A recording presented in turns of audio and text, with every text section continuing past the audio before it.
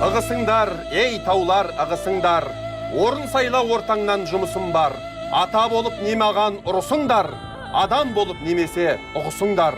Ей таулар, ығысыңдар, ығысыңдар.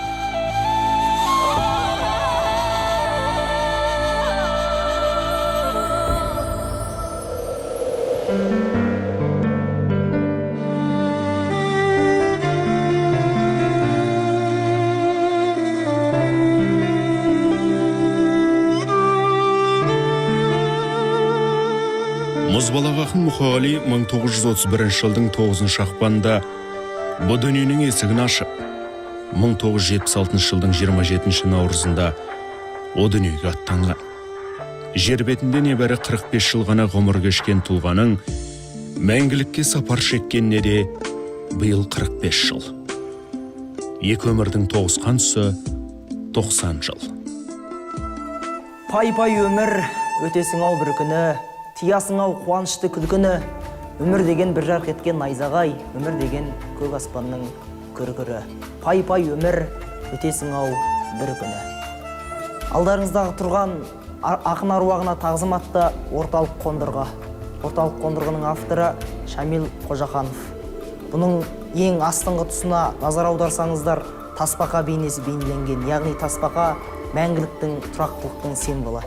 Және де әлемнің төрт бұрышына қарап тұрған мифтік жануар барыс. Ол алғырлықтың, ұшқырлықтың бейнесі. Және де ортада тұрған спиралдар ақынның өмірін білдіретін, яғни әр айналым 10 жылды білдіретін, 4,5 дөңгелектен тұратын ақынның 45 жасы өмірін білдіреді. Ең жоғары жағындағы ұшып тұрған құс, яғни ақынның ғайып болып аспанға ұшты дегендегі келтірген бейнесі.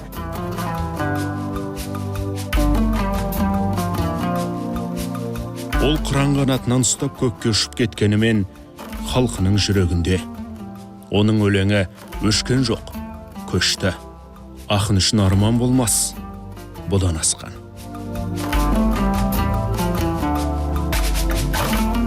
Ал сол бақыт оған көз тірісінде бұйырды ма? Сөз жоқ, оның қазақтың өзіндей қарапайым поэзиясына деген халықтың ықыласы ерекше болды. Бірақ неге ол? Бұл пәнеге сыймай өтті. 1956 жыл қыркүйек айы мен Қытай мемлекетінің жолдамасыменен Алматыға келіп, Казгуде оқып жатқан кезім. Казгудың филология факультетіне түсіп. Бір күні менімен бірге оқитын марқұм Ораз ақын Асқаров. Бір жыл болды ғой, марқұм болып кеткен. Екеуміз бірге оқитынбыз. Сол екеуміз университеттің бас корпусынан шығып, бұрышындағы жатақханаға қайтайық деп, бұрышты айнала беріп, бір жігіт жолыға кетті. Ораз ақынға. Таниды екеуі жапылдасып жатыр, үй ішінің амандығын сұрап жатыр. Көптен таныс. Соң Ораз ақын айтты, мына Мұқағали Мақатаев дейтін жас ақын қазір радионы да диктор болып істейді деді.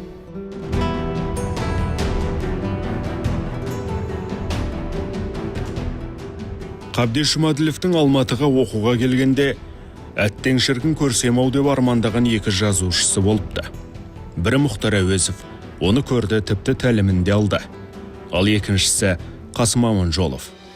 Өкінішке қарай оны көре алмады. Ол кісі содан бір жыл бұрын қайтыс болып кеткен. Сөйтіп Қасымды жоқтап жүргенінде, тағдыр оған өз сөзімен айтқанда, көкжиектен енді ғана көтеріліп келе жатқан тағы бір ұлы ақынды жолықтырады.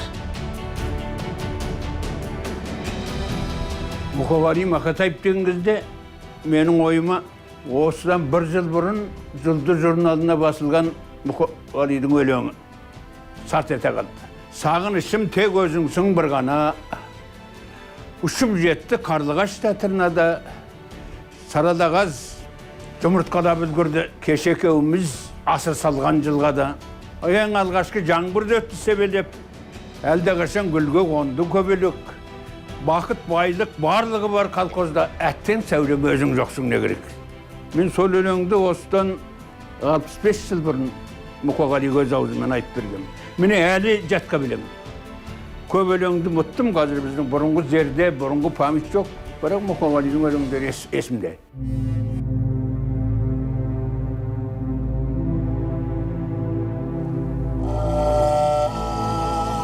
Мұқағали поэзия әлеміне келгенде Әбділда Тәжібаев, Әбу Сәрсенбаев, Тайыр Жароков сынды тау тұлғалардың танылып тұрған кезі. Сонда ол, ей таулар, ығысыңдар, орын сайла ортаңнан жұмысым бар деп, ол олығын ұқтырған. Мұқағали Мақатаевтың ұлылығы неде? Ол өзіне деген сенімнің зор екендігінде. Ол 35 жасқа келгенде жазған өлеңі бар. Не дейді? Биік болсам, болғаны болашағым, мен аласамын. Өмір сақынасына заңдалған билетім бар, заңды орныма таласамын дейді. Қазақ әдебиетіне 5-6 өлең жіберген ғой. Сонда қазақ әдебиетінің жаңағы өлеңін көрген Әбділда Тәжібаевтың мынандай сөзі бар. Егер Мұқағали осы 5-6 өлеңін маған беретін болса, мен бүгінгі дейін жазған поэзиямды Мұқағалиға арнайтын едім деген. Бұл не деген сөз? Мұқағалидың соншалық талант екенін әбекең Әбділда Тәжібаев көріп отыр.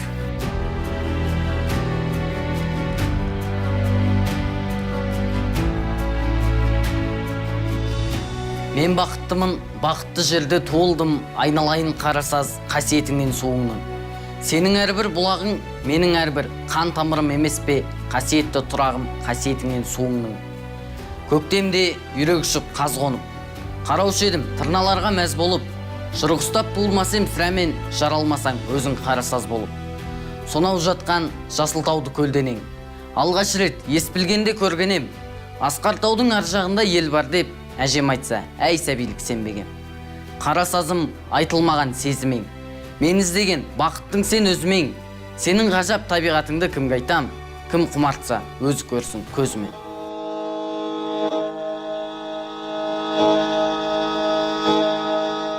Мұқағалидың алғаш көргені осы таулар, тас кеудесіне талай сыр жасырған таулар. Ол бұл шыңдардан араспай тұрып ақ, кең дүниенің керегін кітап бетінен таныған. Оғылғы кезде интернет жоқ, сол кітапқа әуес болатын жастар ұрпақтарынанмыз ғой. Соны мынау кітап оқуға баулыған менің әкем деп айтуына болады. Енді әкем өзі жас кезінде, қалшылдаған жас кезінде сол Қарасазда бір мектепте сабақ берді, орыс тілінен сабақ берді, неміс тілінен сабақ берді. Сонда бұл тілдерді қалай үйренді деп енді ол жерде орыс халқының өкілдері болмады, болған жоқ мына Қарасазда. Бірақ енді орысша сөйлегенде өте, орысша әдеби тілмен сөйлегенде өте жатық сөйлейтін. Мұғалім Мұқағалиден тәлім алған және оның қызы Майгүлмен бір партада отырған Қарасаздың тұрғыны Әбдіш Сұлтанаев. Оған 1959-1961 жылдары 3-4 сыныптарда орыс тілінен сабақ беріпті. Мен өз басым Оғыстың өлең жазатын 7-8 кластарда жүргенде Оғыстың ең бірінші бір өлеңі шыққан газетке.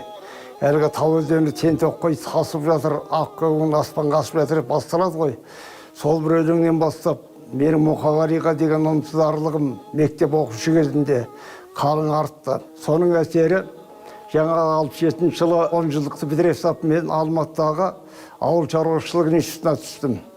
Сол кезде студент кездерде сол бірінші курстардан бастап Мұқағали жырларына өте құмартып, сол кісінің жаттап өстік. Кейінгі ұрпақ Мұқағалиге қарап бой түзейді. Ал Мұқағалидың өзі биік тауларға қарап бой түзеген. Оның балалық шағы соғыспен қатар өтті. Өзі айтады ғой, неңді сенің аңсаймын балашағым деп. Әкесі майданнан аман қайтпады. Үйінің тұңғышы болған соң, қазақы дәстүрі бойынша тиын әжесінің бауырында өсіп, кейін шаңырақтың бар ауыртпалығын арқалаған. Тұрмыс жағдайына байланысты оқуында толық аяқтай алмай, ауылында мұғалім болып жұмыс істеген.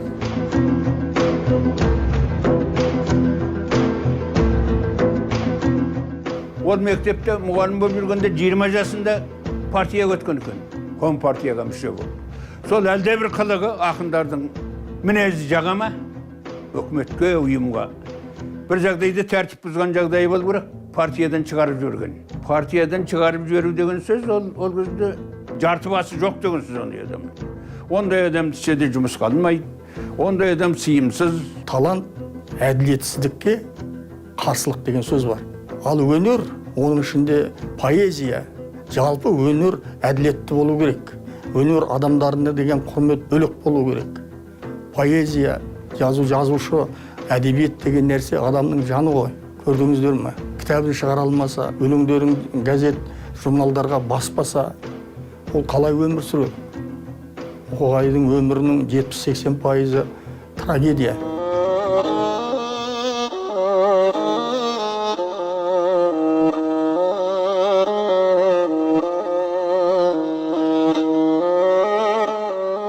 Бабаларым, рахмет сендерге.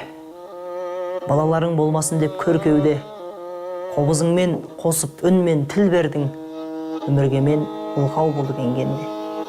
Бабаларым, рахмет сендерге.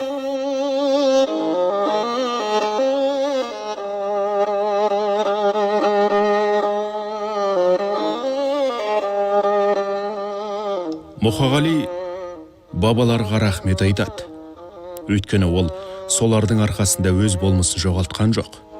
Тіпті Моцартты да, Дантені де өз ана тілінде сөйлетіп кетті. Ал бұл ұлттық намыс. Мұқағалидың негізгі идеясы азаттық, халықты ояту. Мысалы, ей қазақтың баласы, есің ұста, өлсем өлем, сірә мен намысымнан дейді. Әр қазақтың баласында намыс болу керек. Сол намыс қазір көк туды көтеріп, шапқылап жүрген ана жігіттердің жүрісінен байқалады.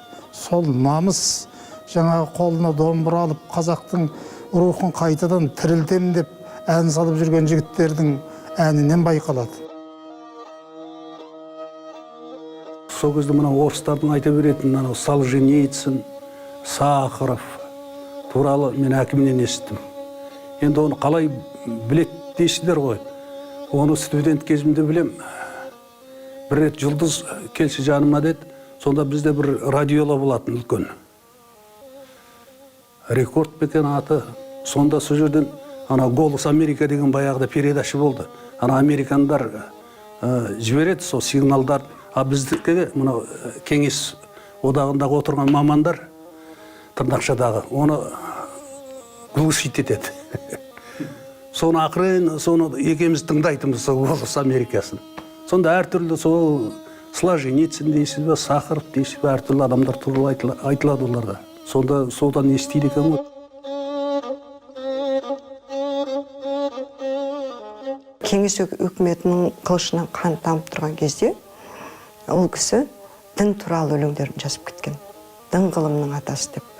Мысалға оны екінің бірі жазу емес, мысалға айтуға қорқатын кез ғой, ол кезде Алла туралы айтуға болмайды. Алла ақиқат, Аллаға сеніп өтем. Адалдық пен ақиқат серік екен деп сол кезде айтып кеткен. Ол да өлеңді ермек үшін, өз айтпақшы, өлмеу үшін, құлқынды жемдеу үшін жазған жоқ. Жазды мүлгі жастарға бермек үшін, абай жаққан бір сәуле сөнбеу үшін деп, қолына қалам мен қағаз алғандағы бар мұратын байқатып кетті.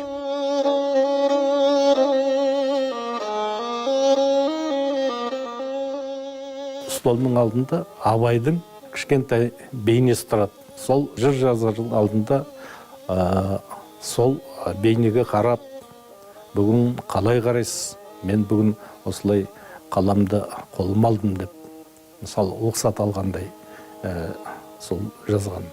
Мысалы, Мырзатай Жолдасбековтың айтқан сөзі бар. Мына Мұқағали ел ұқсап, бәлен тақырыпты, бәлен мазмұнда, бәлен ойда жазып тастайыншы деген мақсат қоймаған. Оның жаңа желкесінен мына поэзияны, мына жырды жаз деп Алла тағала өзі сол жазғызған сияқты өлеңдерінің бірінен бірі асып түсетін сондықтан. Кең дүние, төсіңді аш мен келемін. Алынбаған ақын бар сенде менің. Бұйрат құмдар бұйығып шөлдегенім, бура бұлттар бусанып терлегенім. Аспаныңдай кейсетте күрсінемін, жас талындай жауқазын бүршігедім. Кең дүние, керемет қалпың менен, жүрек болып кеудеме кірші менің. Байтақ ел, балау сатау бозаң далам, секілді бәріменен көз алмаған. Кең дүние, кенде етсең сыбағамнан, шырылдаған сәбидей мазаң далам.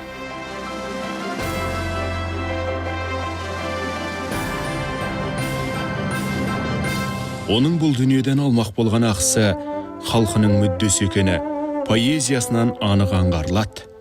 Ол сол үшін сәбидей шырылдап, қағаз қалам уақыт бер деді. Жазушылар одағының мүшелігінен шығарылуының да артында шындық жолындағы шырғалаң жатыр-ау. Кім біліпті? Ең көлемді деген несі жинағы, ол кісінің өмір дастан деген кішкентай ғана жинағы шықты. Соның өзі көлемді, соны көріп, қуанып, қолына ұстап, ең алғашқы жинағын ол кісі көріп кетті. Кеудесіне басып, көзіне жас алып тұрып айтыпты, көрдім ғой міне, менің де кітабым шықты осындай, осы менің арманым еді ғой. Андағы кітап бұл кісіге өміріне бір азық сияқты. Соның кейін күнделігіне жазыпты, міне шықты, ризамын. Аты өзгерген менен заты өзгерген жоқ, бәрі өз қалпында екен. Енді менің аздаған мынау қаржы дүнием қолыма бірдеңе түсіп, біраз дүниеден құтылатын болдым деп жазған. Атақ дәреже бәрі Мұқағалидың қасынан өтіп жатыр. Мұқағалиға бұйырмайды. Ол осы нәрселер ақынға әсер етпеді деп ойлайсыз ба? Ол жай біреу емес қой. Ол киізін ербілі, немесе қышын ербілі біреу емес.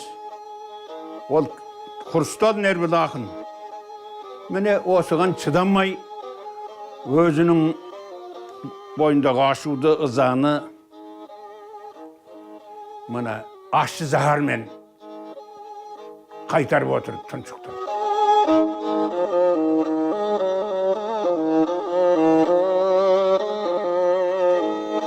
Мұқағалидың тағдыры қилы тағдыр. Оның жанын халқының қайғысымен қоса, отбасының қайғысы да қажытып жібергендей. Бірақ ақын адалдығынан айнымай өткен. Майгүл деген 11 жастағы қызы авариядан қайтыс болған кезде, ол кісі өте қатты қиналып, өзі бір жекешеленіп, ешкімді көргісі келмей, сол Майгүл, тек қана Майгүлге бірінің артынан бірі, Майгүл 1, Майгүл 2 деген сияқты сондай өлеңдерін шығара берген. Енді бірақ ол кісінің бір тазалығы сол, жаңағы сол Майгүлді қағып кеткен мотоциклист, өзінің 4 баласы бар екен. Сол балаларын жетектеп кеп кешірім сұраған кезде, қызынан айырылып отырса да, бұл әдейілеп істеген жоқ, бұл енді тағдыр деп жаңағы кешіріп сол мотоциклисті сөйтіп кешірім берген екен. Бұл да енді ол кісінің жүрегінің жаңағы нәзіктігін көрсетеді. Мұқағали көп қиыншылықты көрумен қатар, ол жаңағы өзінің айналасындағы достарына адами қасиетімен адал, өте білікті азамат болды. Оның достары, мысалы, Тоқаш Бердияров, аға досы. Тоқаштың жасы үлкен, бірақ аға досы. Кешегі Шәмші Қалдаяқов, онымен де керемет жолдас болды. Қазақтың ұлы перзенттерінің бірі Асқар Сүлейменов. Асқар Сүлейменов екеуі реквиемді жазарда үлкен осыған дайындықтар жасады. Дайындық реквием деген енді ол өте теңдесі жоқ туында.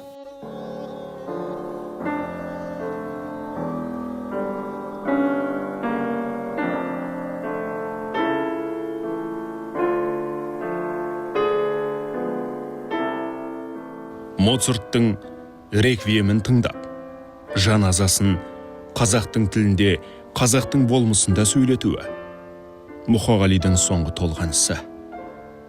Құдды ақын өзінің өмірден өтерін сезгендей ме?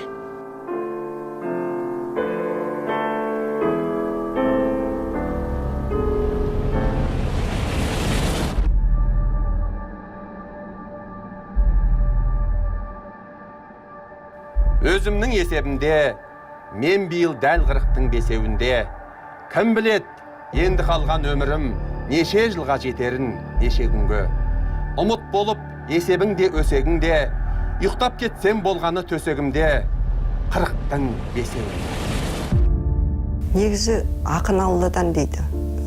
Ол кісі бекер адам емес. Өйткені жаңа өмірдастан деген өзінің алғашқы жинағын қолына ұстап, соған қуанып, ең бірінші алғашқы жаңағы сигнальный шығатын ол кезде бір 10 кітап берілетін.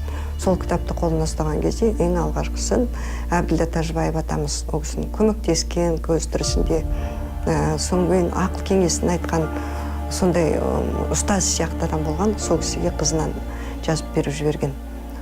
Сонда Әбділда атамыз жаңа кітапты өмірдастанды қолына ұстап тұрып, ай, Мұқаш мына жерде қателескен екен. Мына жерде сонда ақпанның ортасында болу керек, жаңа кітаптың шыққаны. Мына жерде наурыздың 27-сі деп жазып тұрды. Содан оған енді көңіл бөлмеген. Кейін бір Темірғали деген жігіт, ол да жаңағы келіп, көшеден жаңа кітабын тауып ап, ауруханаға келген ғой, ауруханаға келіп, содан маған автограф жазып беріңізші деп қалын сұрап, автограф жазған кезде, болсаң темірдей бол деп жазған екен жаңа Темірғалиға. Сөйтіп тағы да 27 наурыз деп қойған екен. Бірақ енді ол кезде автографты жазып алған, қуанып, қарамағанда ғой жаңа қай кезде жазған.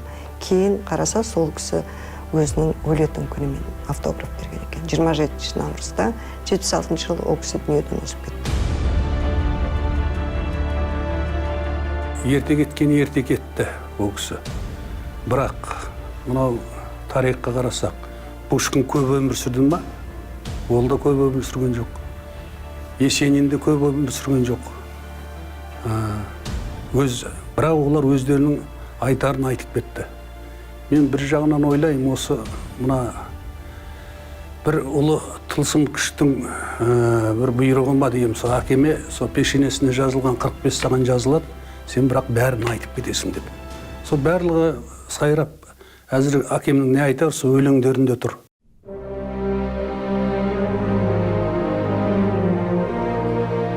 Жазылар естеліктер нешелеген, көрерміз оның бәрін пешенеден. Әйтеуір білетінім бірақ нәрсе, көшөдөлөң, немесе өшөдөлөң. Қулары таудың қызыл түлкісідер, момындар біздің үйдің кірпішідер, мәңгілікке өзіммен ала кеткен, менің нәзік жанымда кім түсінер?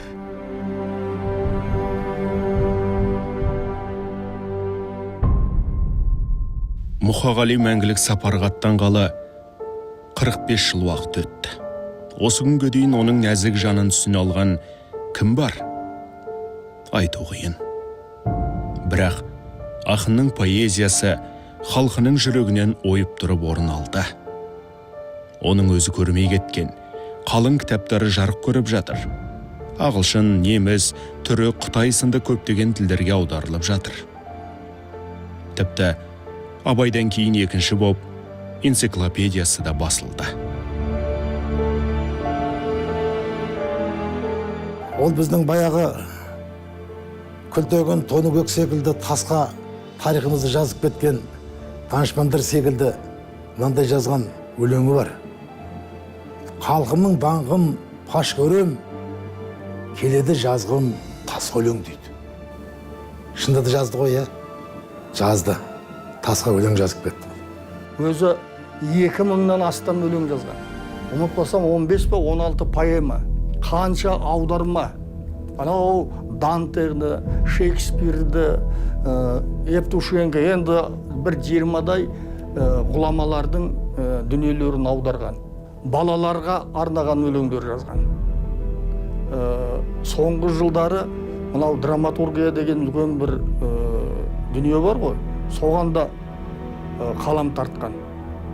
Өнен кейін Мұқағайдың бір ерекшелігі, бұл кісі өзі бір айтқанын қайталанбайтын ақын ғой. Бұл кісінің әр өлеңі сөзбен сурет салады.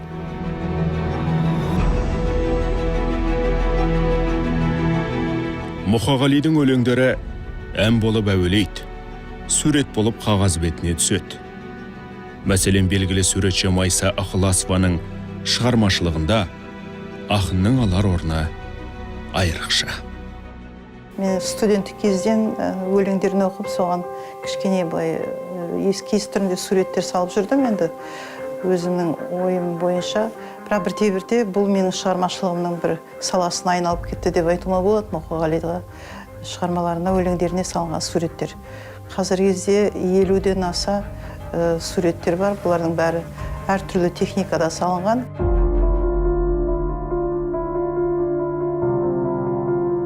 Мұқағалидың кейбір өлеңдерінің жаңағы ойын көрсету үшін, немесе ішкі дүниесін ашу үшін кейде киіз кәдімгідей көмектеседі деп айтуға болады. Себебі біздің өзі баяғыдан келе жатқан қолөнердің бір түрі болғандықтан ба, әлде түс жағынан өте айшықты бір ерекше сондай рең береді. Мысалы, жаңағы алғаш рет мен Мұқағалидың кең дүние төсіңді аш, мен келемін деген өлеңіне киізден бастым.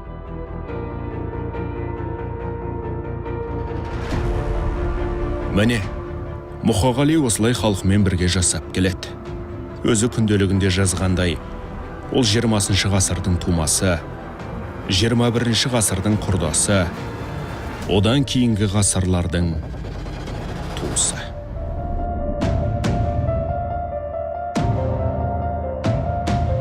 Мұқағали неге барған сайын дамып бара жатыр? Мұқағали қайтыс болғанда бірде-бір мақтау грамотасы да жоқ болатын. Бірақ сол ақын 81 жылы 50 жылдығында ерекше аталып өтті. Билік бірінші рет назар аударып атады. Сонан кейін 60 жылдығында музей салынды. 70 жылдығында кәдімгі марапаттар өзі іздеп келді. Ғасыр ақын атанды, мемлекеттік сыйлық атанды. 80 жылдығында жаңағы одан сайын асқақтады. 90 жылдығында енді байтақ Қазақстан әлемге танылатын шығар деп отырмыз. Әрбір ақын жазушының жаңа айтып отырмын ғой, арманы ол жаңағы артындағы творчествосын, соны халқының мойындауы, халқының сүйуі, ақынға деген сүйіспеншілігін сол творчествосы арқылы келіп отыр ғой. Сондықтан да атамыз өте бақытты, ол кісінің арманы орындалды. Бір жағынан өзінің поэзиясына деген сенім, ол біздің әкемізді әрбір өмірдің бір қитұрқы кезеңдерінен, бір қиын кезеңдерінен алып өтті ма деп ойлаймын. Өз поэзиясына адалдық, өз поэзиясына сенім. Сол сенім әкемізді алып жүрді, сол сенімі ақталды. Мен таулықпын, таудан мен жаратылғам, тау деген ана туған даратылғам, тауға барып көк күшіп кетсем бекен, ұстап алып қыранның қанатынан.